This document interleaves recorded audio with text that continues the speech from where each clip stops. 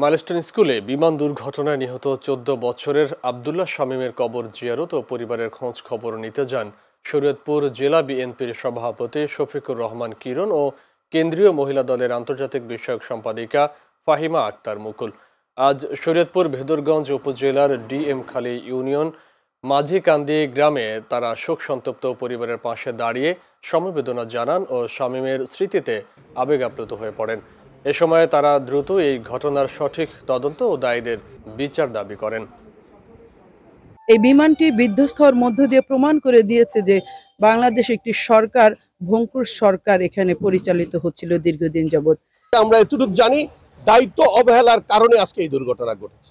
দায়িত্ব যদি পালন করতেন তাহলে যিনি স্কলার হয়ে এখানে এয়ারফোর্সে ভর্তি হয়েছেন তিনিও মারা যেতেন না। তার সাথে সাথে এই ছেলেগুলির, নিষ্পাপ শিশুগুলি আমাদের অনেক পরিবার থেকে বিদায় হয়ে আজকে এই আমাদের এই ছেলেটা, আমাদের এলাকার ছেলে, আজকে তার 6 মাস আগে তার বাবা মারা গেল, এই ছেলেটা মারা গেছে। এই পরিবার আমাদের, এই পরিবারের যে ক্ষতি হয়েছে এই ক্ষতি পূরণনীয় না।